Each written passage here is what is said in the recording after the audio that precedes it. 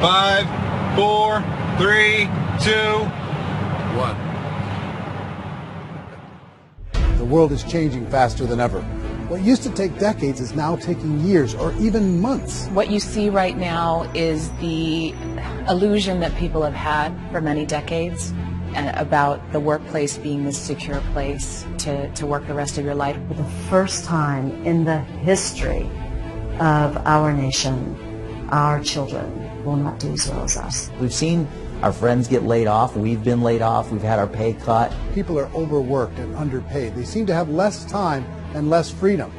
They live under constant pressure. This is going to be forced. And so even if your employer loves you, he may have to cut you. There's something wrong that on Monday morning, the heart attack rate increases by 35%. Technology is accelerating, job security is declining. It just doesn't seem like the old models of making a living are as reliable as they used to be. Every aspect of our lives, there's a better way out there, but we're still doing it the old way. We live in the greatest country on the planet, and there are a lot of people sitting around complaining and being cynical. Like everyone's whining about this old model, and I'm like, why don't you leave it? Look at all this over here. Look at all this opportunity. Since so much of our lives revolve around our work and the way we make our living, many people are thinking there just has to be a better way. The biggest challenge facing our world today is not making money, is what are we going to do with all the displaced, unemployed people? People are afraid that they're going to make the wrong decision. People are afraid of the unknown. People are afraid that maybe I don't have the skills. Hey, sports fans, industrial age is over. It's dead. It's dying. That's why going to school to get a job is an obsolete idea. A steady paycheck is an industrial age idea.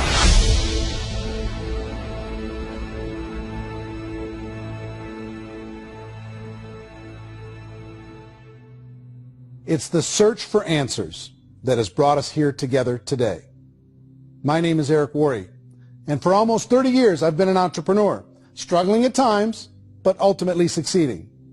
As a best-selling author, speaker, and business owner, I've spent my entire career helping millions of people around the world to become entrepreneurs. And I believe strongly that there is, in fact, a better way when it comes to how we make a living. The career landscape has changed dramatically, and many are still working in a model that is completely out of date. What worked for previous generations isn't working as well for people today. In this film, we're going to explore 3 important questions. First, what's really going on in our working world today? Second, in this new economy, is it better to become an entrepreneur, or is it safer to work for someone else? And third, if a person decides to become an entrepreneur and start their own business, how can they do it without taking on massive risk? To help in this journey, I've brought together some of the greatest experts and thought leaders in the field of entrepreneurship to share the real facts with you.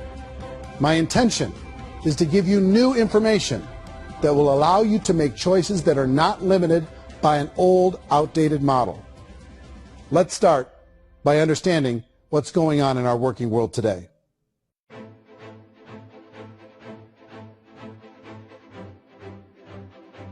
Let's look at unemployment. 30–40% of the people are honestly not working, but would be working.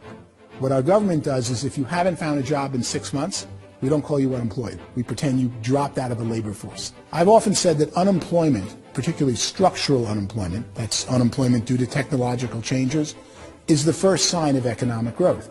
Think of it, 10 people live on an island. They go out every day and fish.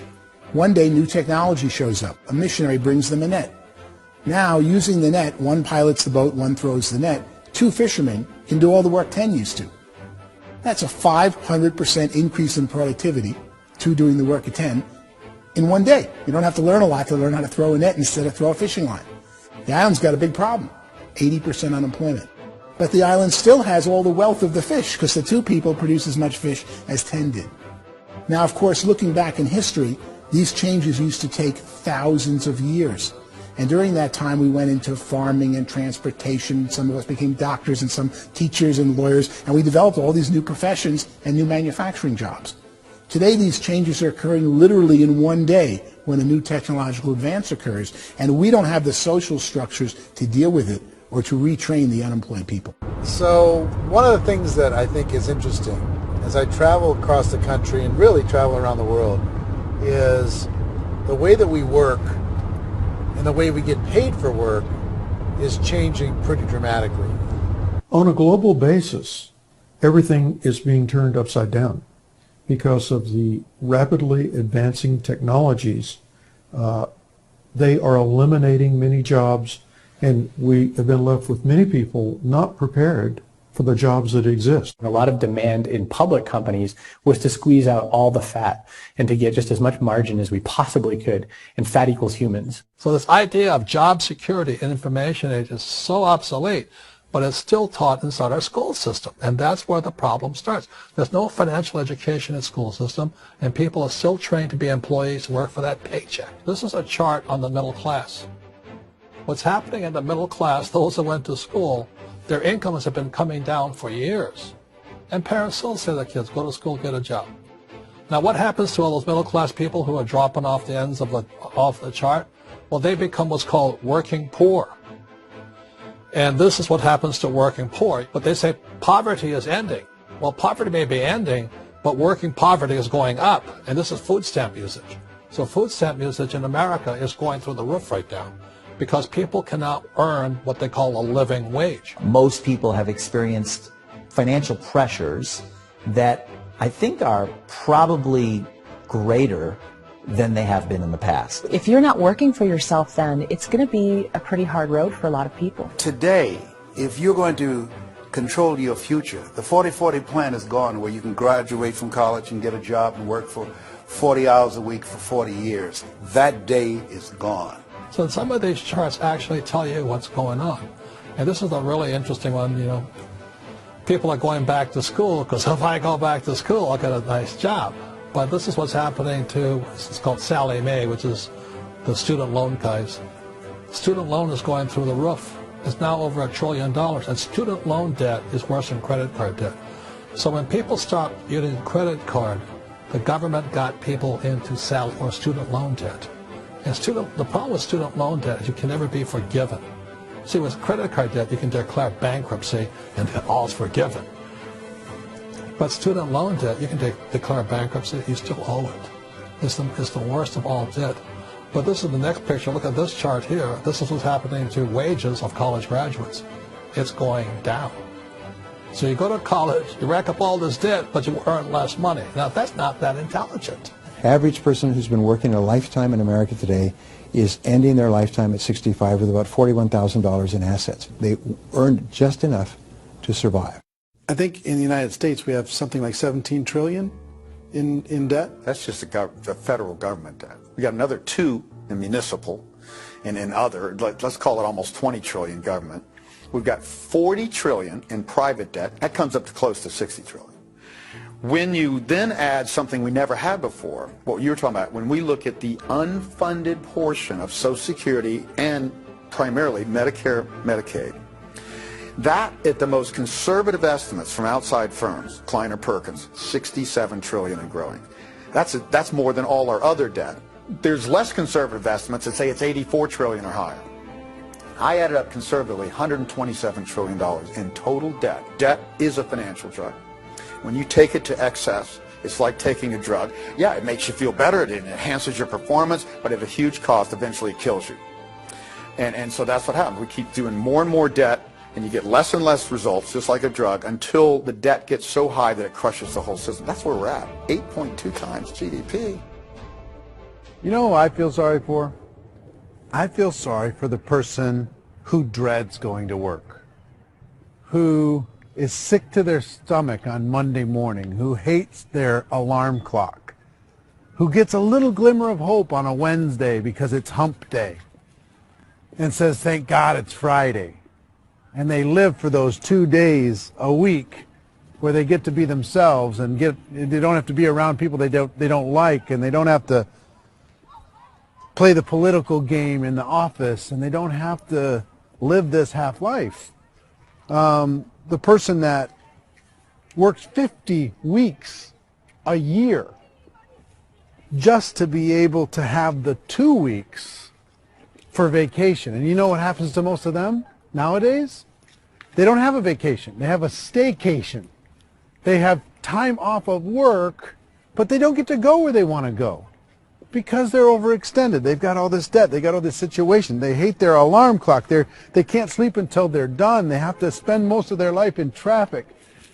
I feel sorry for that group of people because there's a better way. They just don't know it. I see this really interesting attempt at rugged individuality in a 6x8 rectangle, and I feel like you're all the same except for the little push pins of the pictures. There's different pictures. Yours is named Jenny and his is named Sujara, but it's the same people. And this is how they are, and they're just like the zombies, and there's no joy in there, there's no fun. There's always like the wacky woman who decorates her cubicle, and that's the most she can do there. You got to give her credits, right? The wacky cubicle woman. The basis for their life is worry. I'm worried, you know, maybe I'll get fired. I'm worried maybe my company will go out of business. I'm worried I can't keep spinning the plates on paying the bills. I'm worried about how do I send my kids to college. I'm worried, what if the transmission in my car breaks? That's, you know, 2 or 3, I can't fix it.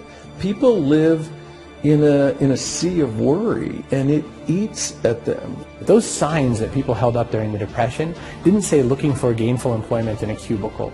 It said looking for work. Work is what we're looking for. Job is just a unit of measurement. Work is what we're going after. It's time to look in the mirror and say, it's not the economy, it's my economy. It's my little world of where I am. I need to improve. I'm not going to wait for the economy to come back because, frankly, the economy is doing great in this country. So I'm here on Wall Street, the financial center of the universe, the financial capital of the world. This is where most people's money goes to at least be held for a time, right? With interest rates in banks being effectively zero, and many experts are predicting it's going to stay at zero for the next 10, 20, even 30 years, people feel like they don't have any choice but to put their future into equities, to put their future into the hands of other people on this stock market, and hope that the stock market goes up, hope that the stocks that their advisors pick or that they pick goes up. That's one way to go, I guess. It's my personal belief that if you put your future into the hands of yourself, in other words, you have earning power by yourself, I think you're a better investment than these guys. I think you controlling your future is a better option than handing over your retirement to these guys. The average household income in the United States is approximately $50,000 a year, what they call the middle class. To reach the top 25% of income earners, you need to earn at least $90,000 a year. To reach the top 10% would be a household income of $140,000, the top 5%, $190,000, and to be in the top 1%, you'd need a combined household income of at least $380,000 a year. So here's the question. What do you think would give you the best chance to move up and get to the top 10%, the top 5%, the top 1% or beyond? In my opinion, and in the opinion of many, many experts, the answer is to become an entrepreneur, to become your own boss. The spirit of the entrepreneur is to be a risk taker and to be resourceful and unstoppable and to have a vision of yourself beyond where you are and not willing to settle for life as it is. Think about the great entrepreneurs. They're visionary. They have heart. They're willing to do today what others won't so they can do tomorrow what others can't. Personally, I don't think of the new economy, the old economy. I create my own economy. The entrepreneur's in control. I decide what the economy is going to be like. In the world of entrepreneurship, there are no limits. You can make as much as you want, depending on how much you want to work and how smart you are and how great a team you put together. There's no more lifetime rewarding business than being an entrepreneur. Why in America, where anyone could be anything, would people want to give up their freedom and become effectively a modern-day slave, told shut up and be here every morning at 7:30, leave at 5:30, and do what I tell you? If people decide to become an entrepreneur and work for themselves, they have some traditional options, but they're riskier than you might think. Any kind of a retail business, retail build-outs, is extremely expensive. Even just these small little yogurt stores where they're putting little yogurt machines and you get all the different flavors, you're spending $200,000, $300,000, $400,000 to open a yogurt shop. I would love to buy a Dunkin' Donuts, but it's a $500,000 or so to start. I don't quite have that just in case. In our search for a better way to make a living, we've come to the conclusion that becoming an entrepreneur is actually safer than being an employee.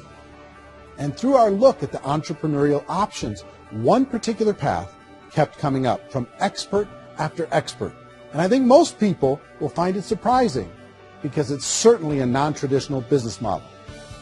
That model is for people to start their own business and become an entrepreneur through the creation of a network marketing business. Some people call it direct selling because the product is being sold directly from the manufacturer to the end consumer, cutting out the middlemen. Other people call it multi-level marketing, or MLM, because there are multiple levels of commissions paid.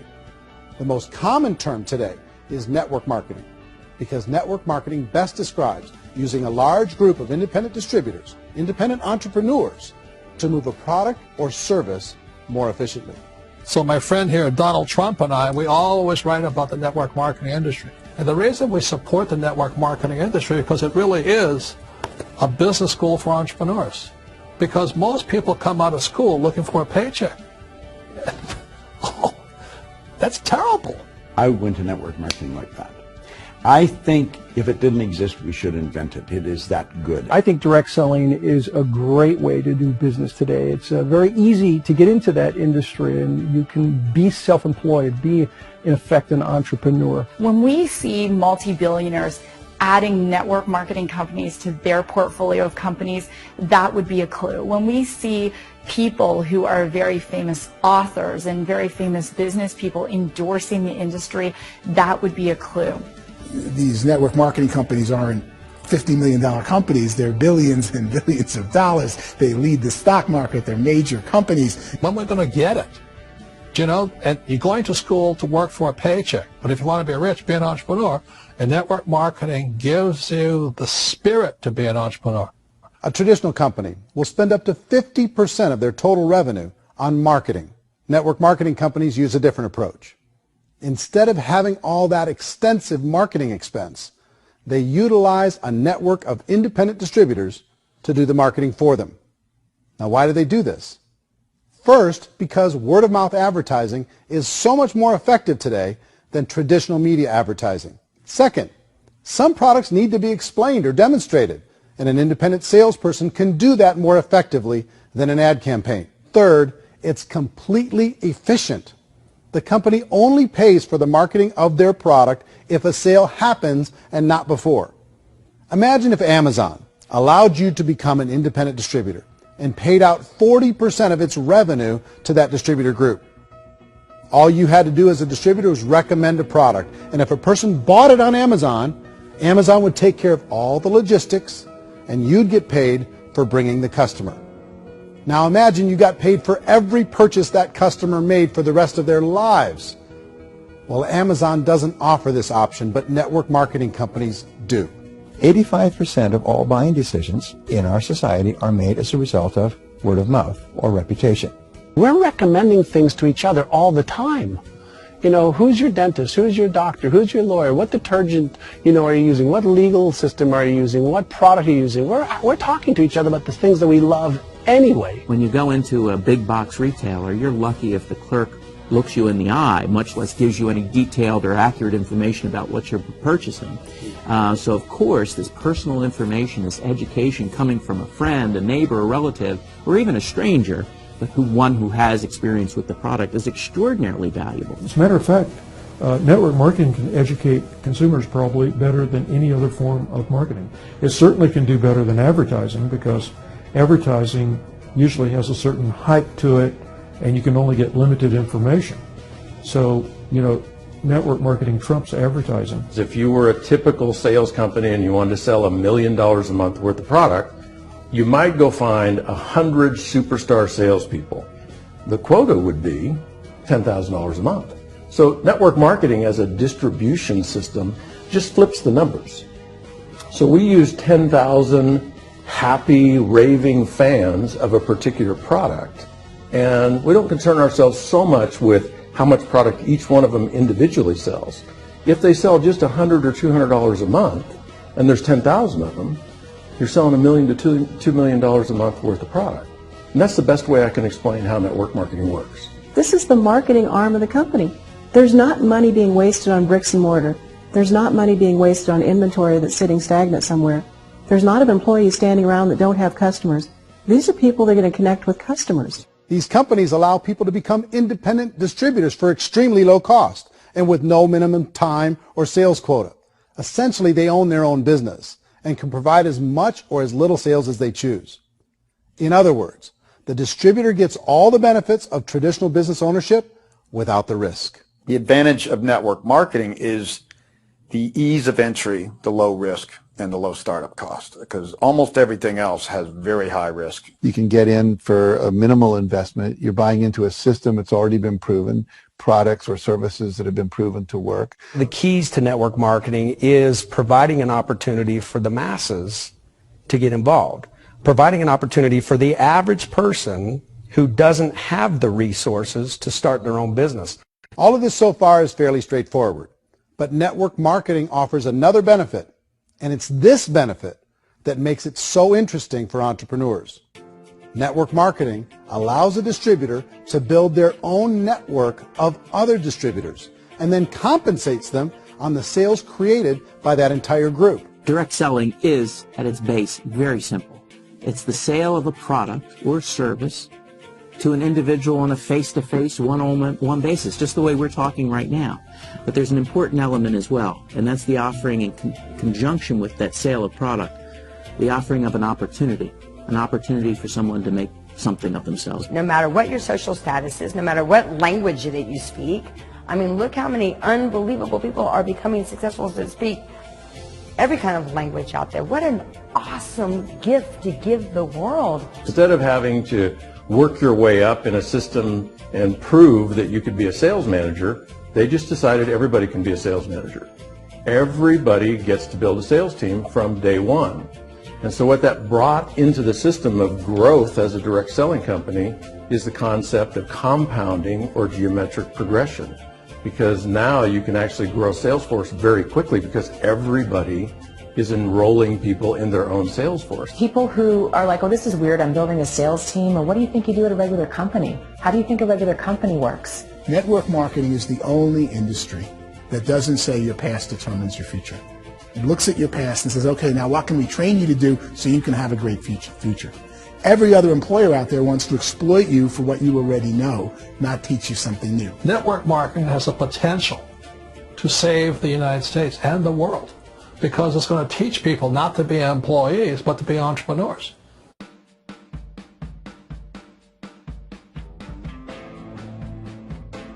According to the Direct Selling Association, if you add up all the network marketing companies around the world, they combine to do over $178 billion a year in retail sales. To give you an idea of how big that really is, the NFL, the National Football League, does approximately $9 billion a year. The music industry does a little more than $16 billion a year, and the movie industry does about $80 billion a year. Using a conservative average, network marketing companies pay their distributors about 40% of that $178 billion in the form of commissions, which adds up to more than $71 billion a year. That's almost $6 billion a month. It's almost $200 million in commissions every single day. So it's certainly working, and people are making serious money in network marketing. With the growth of the direct selling industry over the last 10, 15, 20 years, we've seen a broader understanding of the channel. We have seen more and more people getting involved in the business, so our penetration in the marketplace has increased, and thus the understanding in the marketplace of who we are has increased. And we've seen non-direct selling companies look at the direct selling model and say, something's going on there. People are making money. Companies are being profitable, individuals are being motivated, product is being delivered to market. Maybe we should explore this. Some people think only the people at the top make money. Well, let's take a look at that as well. In the network marketing profession, there are roughly 500 people in the world who earn over $1 million a year. If you round that number up to $2 million a year, that adds up to about $1 billion a year. That takes the $71 billion paid out each year down to $70 billion. So where does the rest of the money go? The vast majority goes to part-time people making anywhere from a few $100s a month to many thousands of dollars a month. It goes to people who choose to make it a full-time career move and earning even more than that. Every day, people are using the money they earn through network marketing to pay off debt, have more fun, and improve the quality of their lives. Everyone I know in network marketing has been doing that since the 50s. They go to work when they want to go to work. They stop working when they want to take time with their children to have a leisurely breakfast and discuss issues and drive them to school. They go back to work when they get home, wherever they're working out of. The biggest thing that I've seen is people that have become much happier in their life. MLM has probably made more millionaires of more people in more countries, and I've spoken to them in 67 countries, than any other single form of business, starting from nothing. If they have a choice between working a job for the next 10 years or working a network marketing business for the next 10 years, the result of working the network marketing business will be better.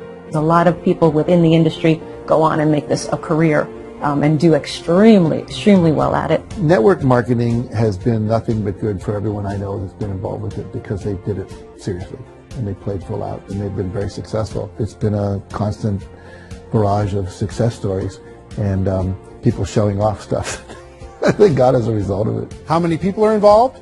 Approximately 16 million Americans and 96 million people around the world are currently participating in network marketing.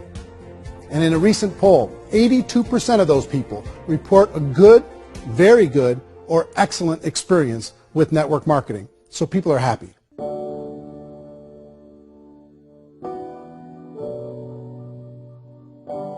So I've taken a look at the network marketing profession and really tried to understand why so many people are confused as to the validity of this as a business.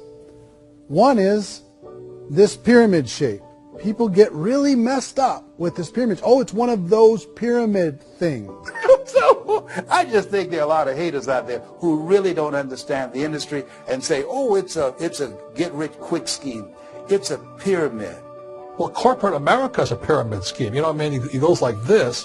You have thousands of MBAs, let's say working for Ford or General Motors or Coca-Cola. If all these MBAs are all trying to get to here, that's a pyramid. Only one guy's going to make it. Every 10 years, one's going to make it. Whereas you look at network marketing, it's like this. So you're here, and your job is to develop other CEOs coming up behind you. So it's an inverse pyramid. In network marketing, it's a very simple concept. If you sell product, you get paid. It is paid based on production. There is no first mover's advantage. There is no investment component where the more somebody spends, the more they're entitled to make. So the two are polar opposites of each other. It doesn't matter what shape the company is or the compensation plan is shaped, whether it's a circle or a pyramid or a triangle or a trapezoid, it doesn't matter. If compensation is coming primarily from recruitment, then you've got a problem. On the other hand, if an operation is basing their compensation to participants on the basis of sales, even when those sales are generated by people you've recruited, well, then you're a perfectly legitimate enterprise. That's the legal test. It's the practical test. Another issue that's been true in the past that is no longer true now is people used to be in network marketing loaded up with products that they couldn't sell, and they ended up a loser. They ended up with a bunch of product in their garage. They ended up with a bunch of products sitting in their kitchen shelves or whatever, and they thought they could sell it, and then they weren't willing to or able to sell it, and they ended up with a bunch of stuff, and they were bitter about it. There was this thing called front loading where you had to buy, if you bought $25,000 worth of product, you got better commissions and all this. Today, it's almost all done by computer. It's direct mail, comes from a warehouse somewhere else. You don't have to have all this inventory. You don't have to stock up. It's a paperless world now. Most of it's done online. You have a back office.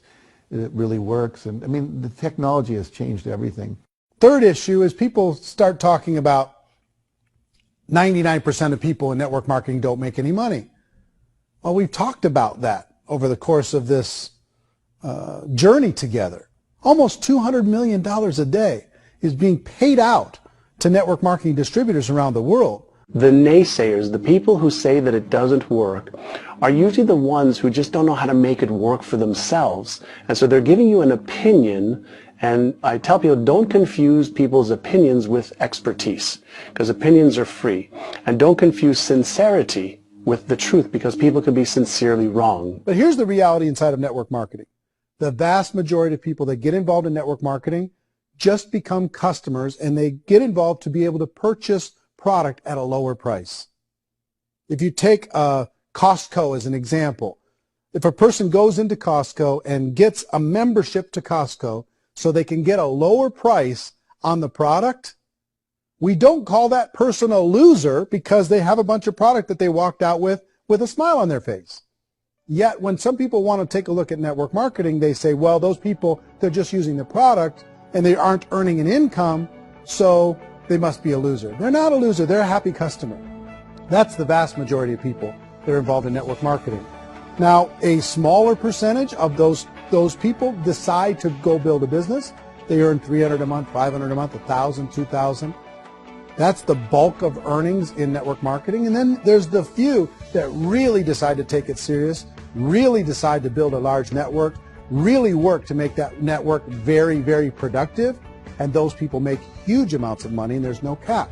What I do as an outside economist, just somebody looking at this industry like any other industry I speak and say, look, what's the realities of this? 1% do incredibly well.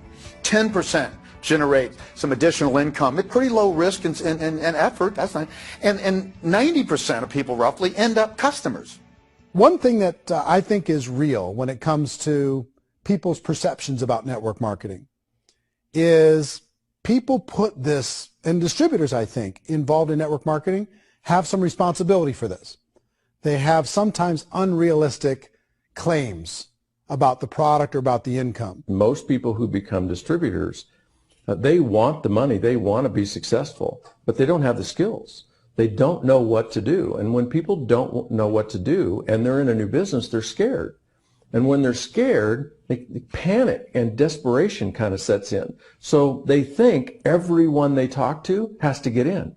So if I talk to you and you say, well, no, I don't have time to do that, they're like, no, I need you. You have to do this or I won't be successful. So I start clawing on you. I start that desperation. So then I start making claims about the product, which are not appropriate, probably not even true. Or I start saying, oh, let me show you how you can make all this money and you don't have to do anything, Eric. And so you just totally misrepresent the opportunity, and you're clingy with people because you think you need everybody to be successful, and you don't. You know, one of the messages that I try to deliver most forcefully to companies as well as salespeople in direct selling is that you don't have to overpromise. The reality is in network marketing, there's a lot of hard work involved. There's a lot of effort. You're going to have to develop yourself. It's a business like anything else. It's going to take some time, but in my opinion, it's better.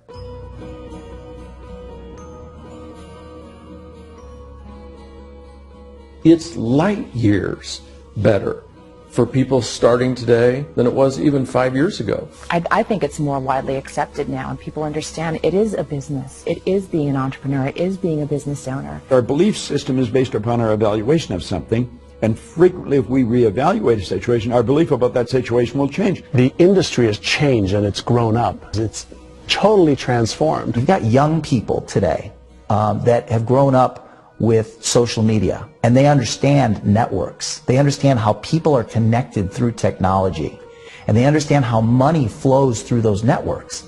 So when they see network marketing, they don't see it the way their parents saw it. And we've all learned, the larger industry that you represent, has all learned from the mistakes and flaws and errors that have happened early on. Early algorithms didn't work the right way. That's all fixed. It's like when they design a computer program, they design the program, then they run it, and then they go back through and they debug it. The MLM industry has been debugged. This is the day of being virtual, being able to run a business from your mobile phone. I mean, it's incredible. Companies are getting smarter. They're implementing more consumer protections. They're implementing more compliance training. They're doing more with respect to product research. If you do get involved and you make purchases of inventory, even on a voluntary basis, if you decide that this business is not for you, you can leave and have that inventory repurchased by the company. There's no other business that offers that kind of protection on a voluntary, self-regulatory basis.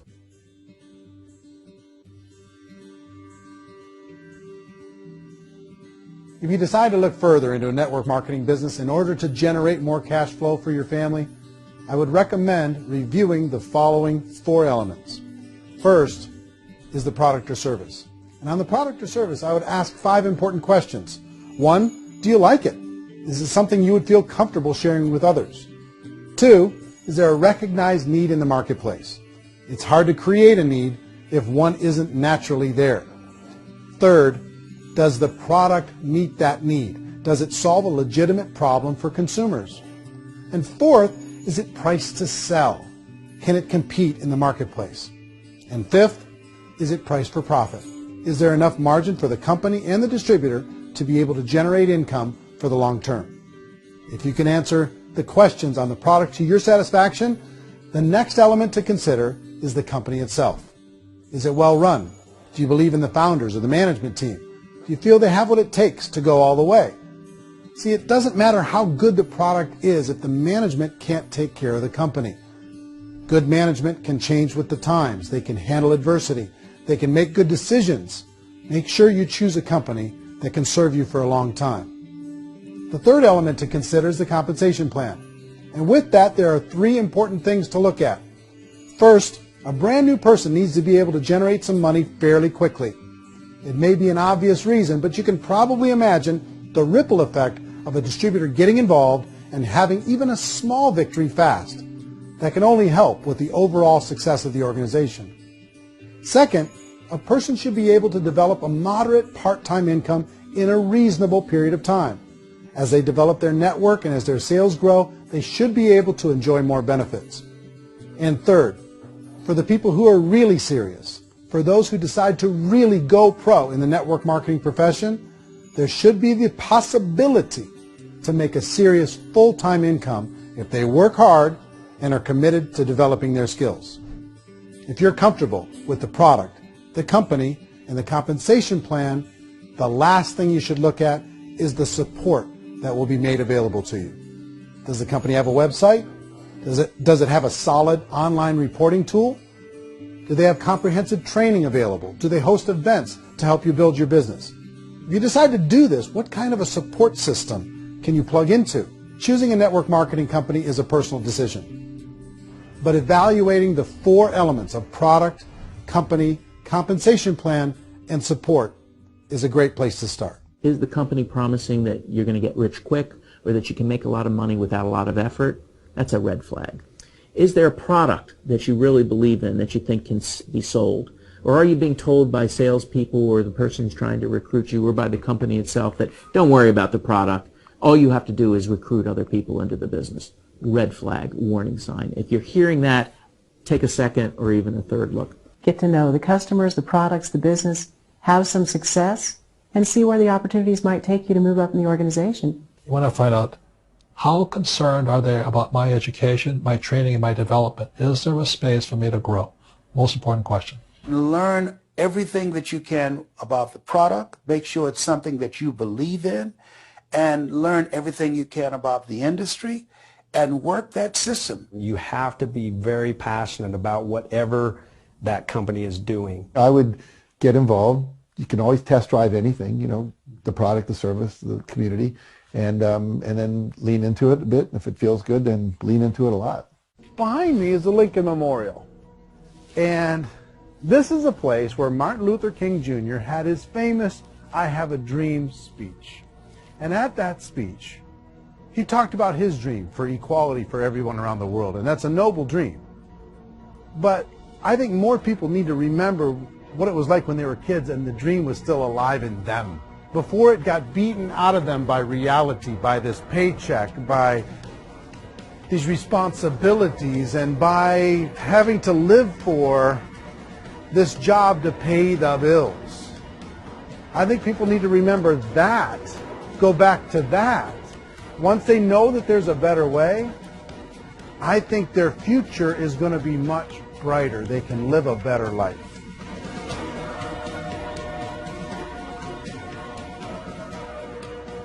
So if you're considering getting involved in a network marketing company, let me offer you just a few pieces of advice.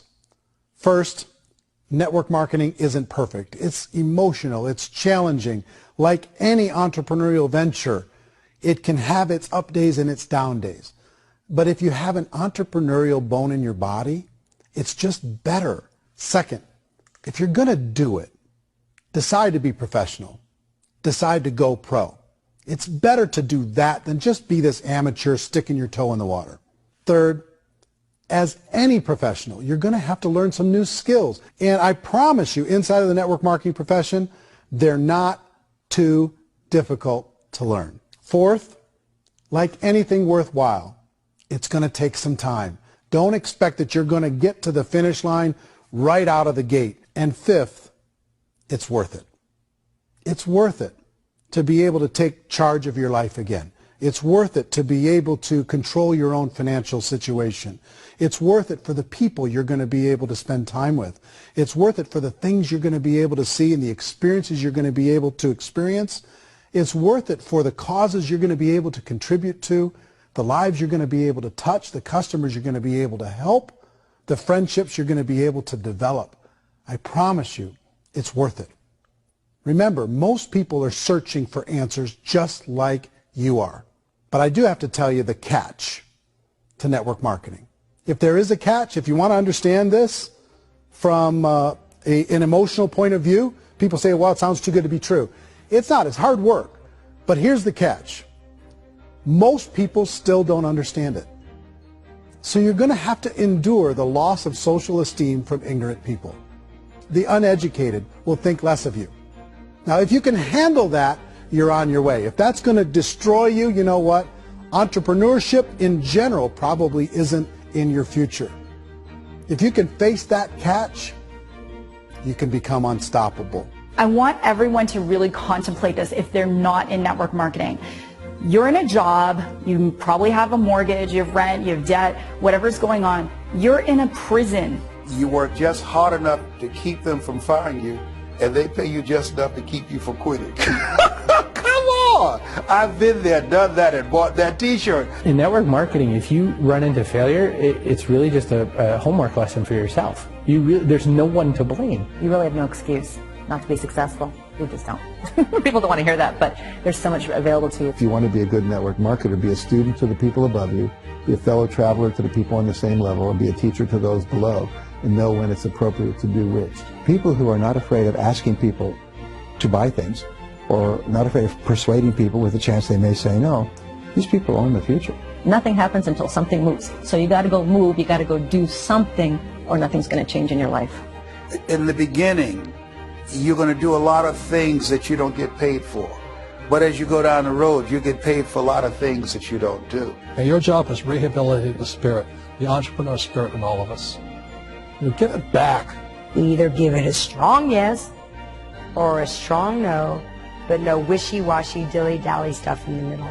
There's dreams and there are nightmares, but I believe that the biggest nightmare of all is when you don't pursue your dream. You're going to see some monumental growth in this profession. It's an exciting, exciting time to be involved in the network marketing profession. The next 10 years, I see just exponential growth. When that tipping point comes, it's not a matter of asking somebody, have you ever heard about network marketing? You're really asking them, which company are you building your wealth in? We are here to fix the world, to improve relationships with other people, to improve other lives. And the real reward comes as an entrepreneur at any level from teaching somebody something and watching them soar. There is no greater reward.